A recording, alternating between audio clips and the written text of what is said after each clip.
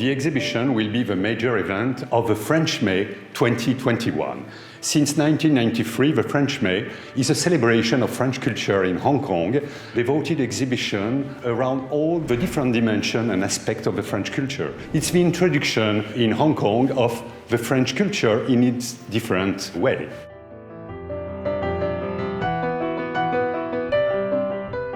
This exhibition, devoted to the relation between surrealism and mythology, will be the second one in collaboration with the Hong Kong Museum of Art. The first one was in 2006, an exhibition which was devoted to the question of artist and model through, of course, the collection of the Pompidou.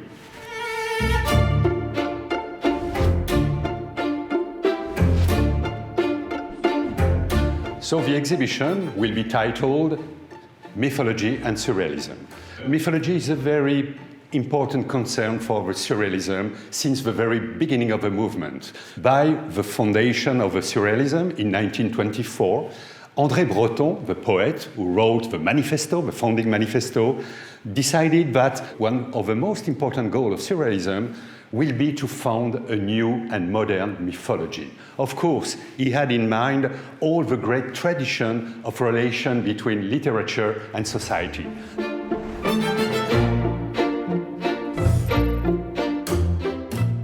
He knew very well that Homer, that Hesiod, that Virgil, in the ancient time, were not only people writing poems for themselves, but they were promoting for the whole society values, mythology, sometimes religion. So there is this ambition from the very beginning of the Surrealism. And there is, we shall see in the exhibition, at every single moment of the history of Surrealism, this temptation to find and to identify or create a new mythology.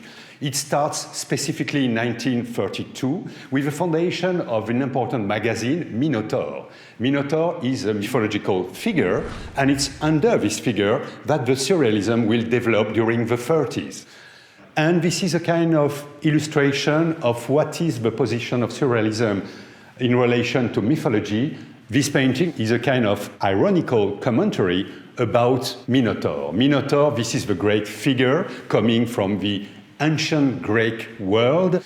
This Minotaur is celebrated animal by people who are raising their hand, a meaning connected to what was the event. It means the rise of the fascism in Europe at the time.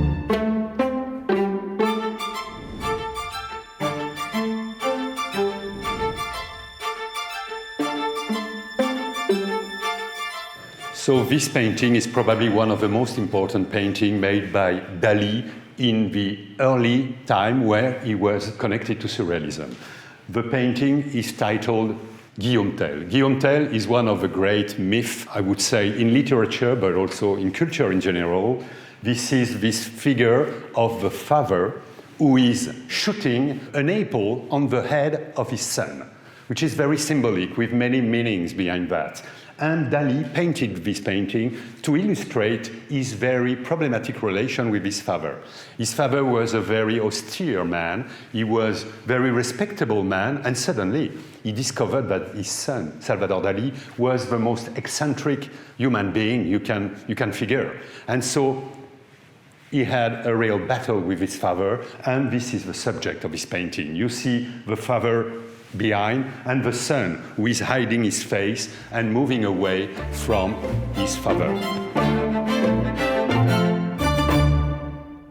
This is at the same time personal, the real history of Dali himself, but through Guillaume Tell, the transposition of this personal history in a more general myth, which can be accessible for everyone, which is something which has been done by Sigmund Freud, the founder of psychoanalyst theory. He picked up some figure from the mythology, like Oedipe, for instance, to illustrate something which is in every single human being on Earth, the strange relation between a son and his mother, for instance, in the case of Oedipe. And this is something quite comparable that Dali is willing to do with this painting.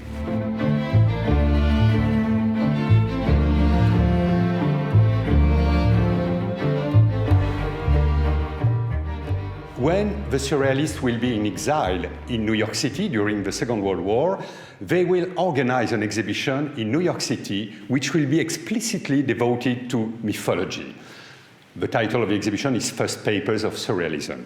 Coming back in Europe after the Second World War, the Surrealism will organize a major exhibition in 1946 at La Galerie Mag, and this exhibition will be again devoted to Surrealism. We shall see all the new mythology which have been elaborated during the Second World War, like Le Grand Transparent, for instance. It will be in the exhibition in Hong Kong, and you will see this strange figure, which is a kind of extraterrestrial, a creature coming from another planet. We don't know exactly where. So it will be the manifestation of Surrealism around mythology. But some years later, precisely in 1957, a great writer and semiologist, Roland Barthes, will write a book with the title Mythology.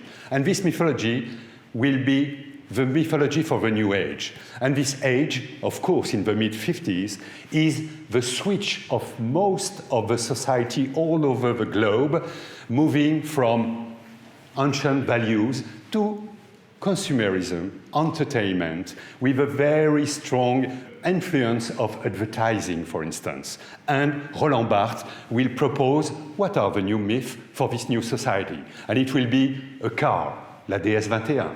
It will be le steak frites. It will be figures from one of the most popular figures from the film at that time, Greta Garbo, and things like that. So it's a real switch, and it's a complete new conception of what could be mythology. No more connected to history, to the old memories of the European culture, but really connected to the new world. So one of the questions of the exhibition will be, where are we now? What are the new myths? What is for the society the values which can be a cement for a society? This is one of the questions of the exhibition for now, for our time.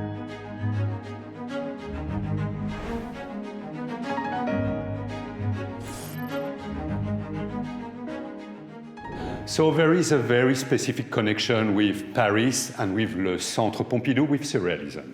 Paris was the heart of Surrealism for 40 years, and this is something quite extraordinary.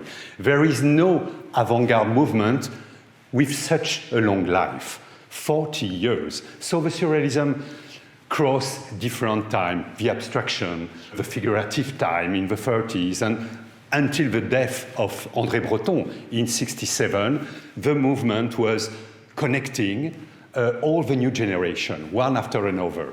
And this place was organized around a very specific location, which is a flat, the flat of André Breton. And you can see just behind me what was this flat. We have here one wall, which was just behind the desk where André Breton wrote his manifesto, wrote his correspondence with people all over the world. Something which is also very important for us is that Surrealism was not a French movement. From the very beginning, it was a very international and global movement. And we have Surrealism movement in Asia. We have a movement in South America, we have in North America, and everywhere. And this very specific connection between le Centre Pompidou and the Surrealist movement allowed us to get in the collection the masterpieces from the movement. And it will be the great invitation for the public of Hong Kong to meet the essential works of Surrealism in this exhibition in 2021.